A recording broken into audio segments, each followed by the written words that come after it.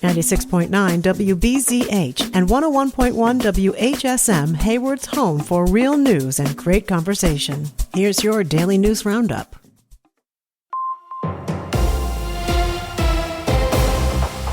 For WBZH and WHSM News, I'm Maddie Schaefer. The Wisconsin Department of Natural Resources is encouraging the public to report black bear den locations to help with an ongoing study on black bear reproduction. The research team is accepting any den reports, but is specifically looking for dens in Bear Management Zones C, E, and F, which covers central and southern Wisconsin. Bear cubs are typically born in late January and early February, and this time of year is often when people discover dens, because they can hear cubs squeaking, grunting, or humming while nursing inside. The Black Bear Litter and Diet Survey will generate new estimates of black bear reproductive rates within each of the state's bear management zones, and the estimates will improve the accuracy of the population models in each zone.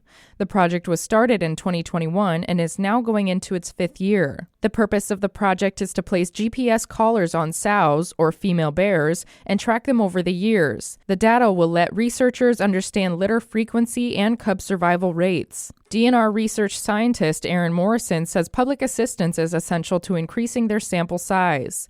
Morrison adds that if someone reports a den that includes a sow, they are invited to come out to the survey. We're very appreciative of the public and their involvement in this project. It wouldn't be a success without them.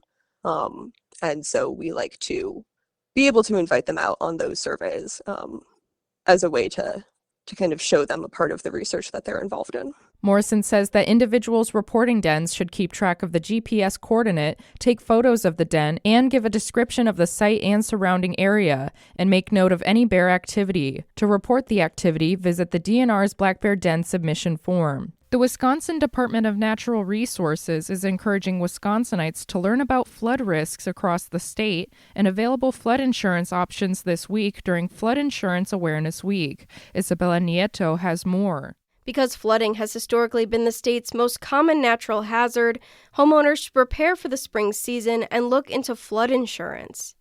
Most national flood insurance program policies include a standard 30-day waiting period before coverage begins. You can contact your local zoning administrator or search their address on FEMA's MAP Service Center to learn about flood risk in your area. Additional resources on flood insurance and flood risk mitigation are available on the Wisconsin Office of the Commissioner of Insurance's Flood Insurance and Disasters webpages. I'm Isabella Nieto. Democratic state lawmakers are proposing a constitutional amendment to solidify the right to privacy for Wisconsin residents. If adopted, the amendment to the state constitution would shift the legal burden of proof in privacy violation cases from the individual to the government. Under that adjustment, government agencies would be responsible for justifying how it had the authority to violate an individual's privacy rights, rather than the individual being required to prove that a government agency violated those privacy rights. Democratic state lawmakers have also introduced separate legislation that would allow residents to file a lawsuit over privacy violations in state court, regardless of whether the subject of that lawsuit is a state or federal government agency. That proposed bill is currently being reviewed in committee.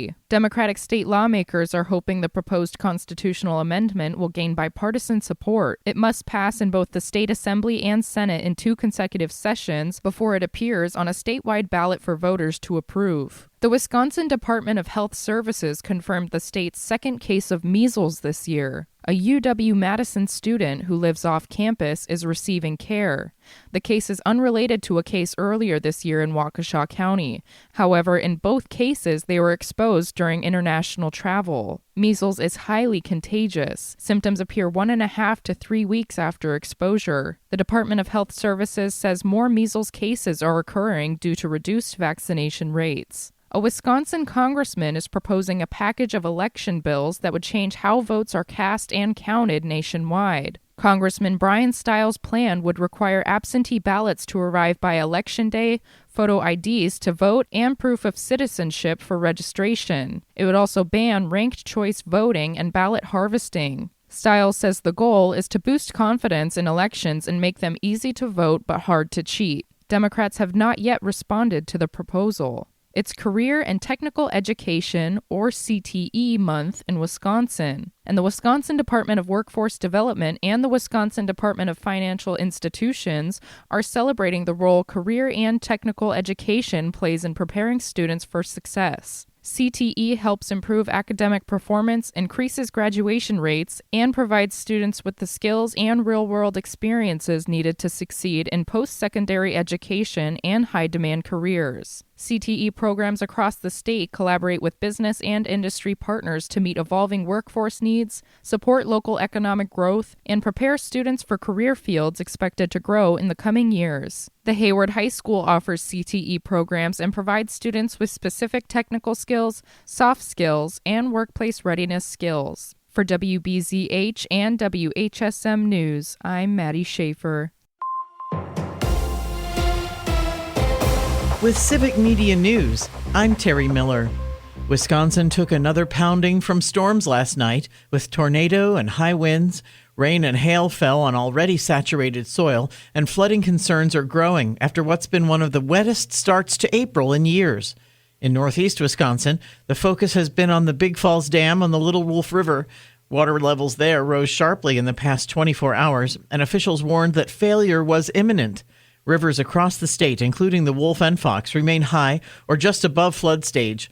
Farther south, around Kenosha and Racine, flood warnings have mostly expired, but the ground is still drenched and can't handle much more rain. The National Weather Service says more showers are possible today, keeping flood risks high for parts of the state. 5 Republican state senators are now sitting out this fall's election after Jesse James said today he won't run again.